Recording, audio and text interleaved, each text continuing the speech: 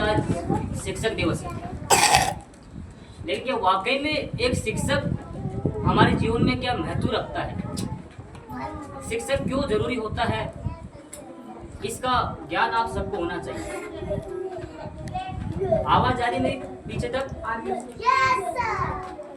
मेरा मानना यह है कि जो स्कूल के दरवाजे खोलता है और जो जेल के दरवाजे बंद करता है, वास्तव में वही शिक्षक होता है।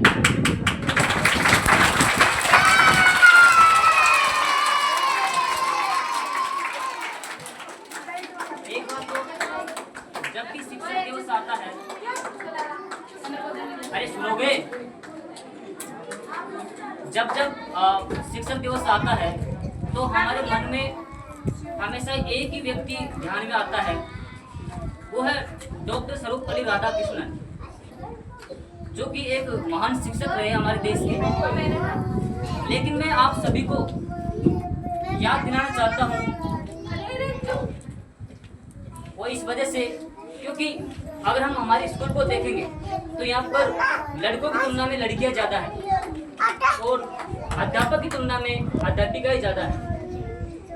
तो मैं देखा था, तो मेरे मन में एक ही चीज़ चल रही थी अभी कि हम बार हमेशा हर साल, यही नहीं हर जगह, हर स्कूल में, हर विद्यालय में डॉक्टर सर्वपल्ली राधाकृष्णन की बात होती है, जो कि ठीक है। लेकिन मैं आपको एक ऐसे शख्स से आपको परिचय करवाऊंगा जिनको शायद ही आपने शिक्षक दिवस के दिन सुना हो। ये बच्चे को चुप कर लो। देखो, मैं कुछ और मेरी कुछ लाइन है वो शुरुआत करना चाहता हूँ कि हजार फूलों से एक माला बनती है, हजार फूलों से एक माला बनती है, हजारों दीपक सजाए जाते हैं। बेटे आवाज नहीं। हजारों फूलों से एक माला बनाई जाती है, हजारों दीपक सजाए जाते हैं, हजारों रंगों से रंगोली बनाई जाती है, लेकिन एक शिक्षक ही होता है जो अपने बच्चों के भविष्य को,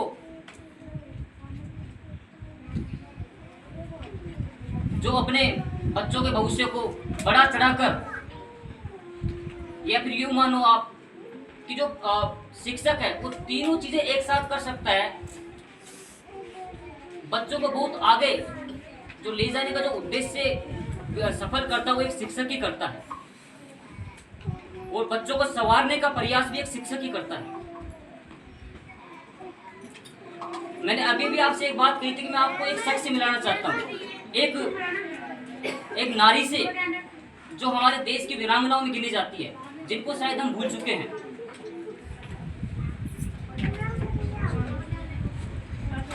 कि जिन्होंने नारी को पढ़ना सिखाया, जिन्होंने नारी को पढ़ना सिखाया, जिन्होंने नारी को सम्मान देना सिखाया,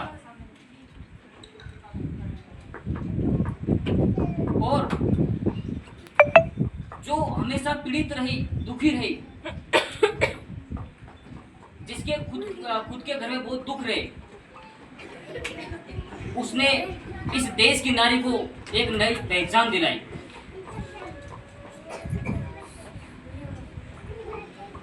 ये देश झुकता है आपके चरणों में, नमस्कार करता है आपके चरणों में। श्रीमती क्रांति ज्योति सावित्रीबाई फुले तुम्हारे चरणों में।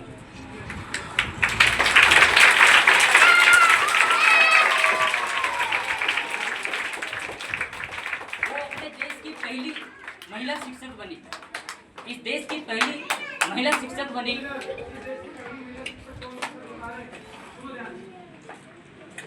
मैं आप सबको इसी चीज से अवगत कराना चाहता हूं कि वाकई में कौन थी सावित्रीबाई फुले।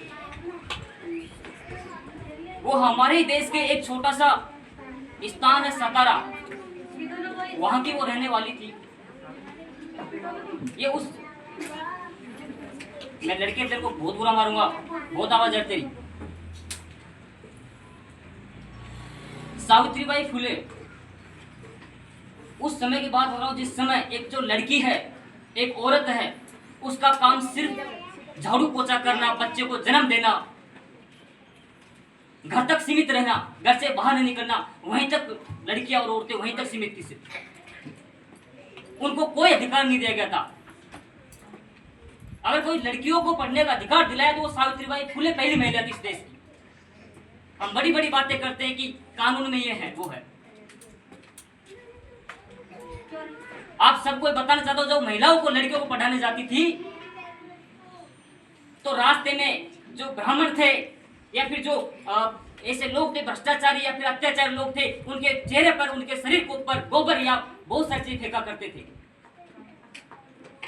ओनली सिर्फ इसलिए कि वो सिर्फ महिलाओं को पढ़ाने जाती थी, वो लड़कियों को पढ़ाने जाती थी। वो साथ में अपनी एक और साड़ी रखा करती थी जो स्कूल में जाकर बदलती थी। और हम कभी उनको याद तक नहीं करते, यहाँ तक कि कोई स्टाफ का एक टीचर, महिला टीचर भी उनको याद नहीं करती कि कौन थी सावित्रीबाई फुले। इस देश की महिलाओं के जो आत्मसम्मान की आज जीवन जीते हो, जो मान मर्यादा की बात करते हो, वो सिर्फ उन्हीं की देन है। उन्होंने बहुत कुछ किया इस देश की नारियों के लिए, इस देश की महिलाओं के लिए।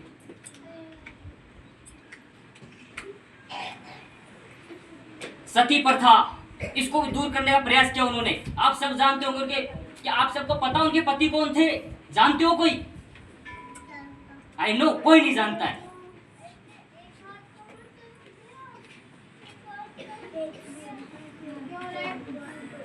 किसी को नहीं पता उनके पति कौन थे। ज्योतिबा राव फुले, जिन्होंने इस देश की गंदगी को साफ किया, जाति प्रथा को दूर किया, सती प्रथा को दूर किया, जो समाज की बुराइयां थी उनको दूर करने का प्रयास किया गया उनके द्वारा। शिक्षा पर जोर दिया गया, पाश्चात्य शिक्षा को अपनाया गया।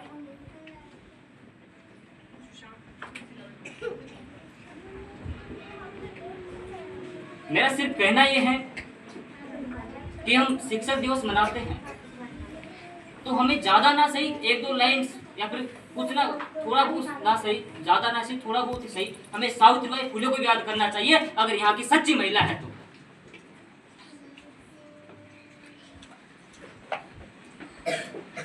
उन्होंने इतने कुछ दुख झेले अपने जीवन में सिर्फ इसलिए कि यहाँ की जो आने वाली पीढ़ी है लड़कियों की, महिलाओं की, वो सुधर जाए।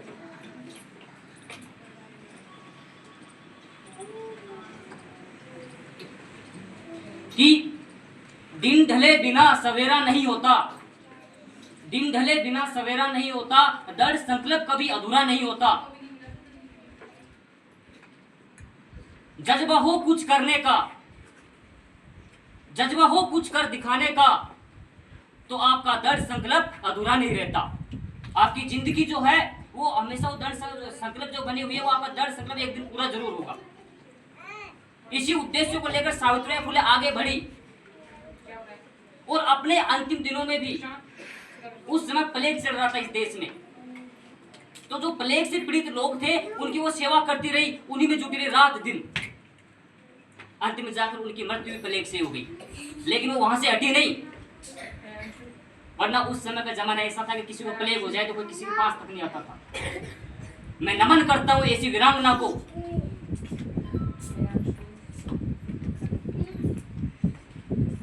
हमारे देश में आज भी मैं मानता हूं कि ठीक है, आजकल तो ठीक है, लेकिन फिर भी कई पीछे हैं यहाँ की महिलाएं।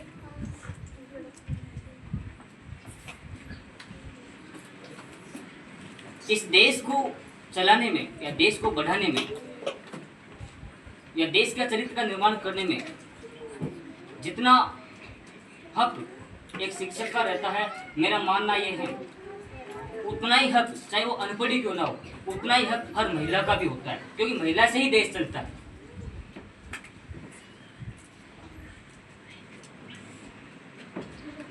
और जिस दिन हम सब एक महिला की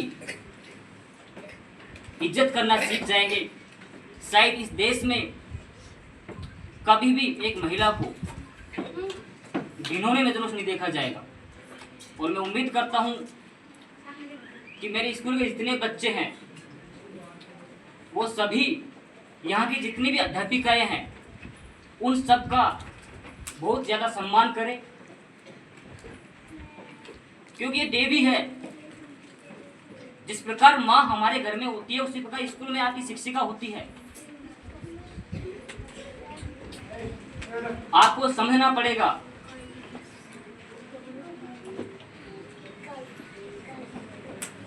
मैं देखता हूँ कि कई बच्चे ऐसे होते हैं जो एक टीचर को, एक शिक्षिका को कुछ ही बोल देते हैं, कुछ ही सुना के चल जाते हैं।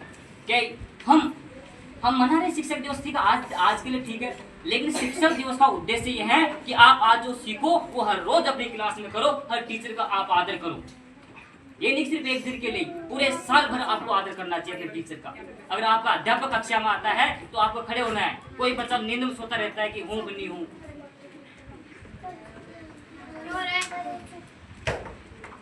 मैं उम्मीद करता हूँ कि आज के बाद अपनी स्कूल में डिसिप्लिन से बच्चे चलेंगे और सभी अध्यापकों का सम्मान करेंगे।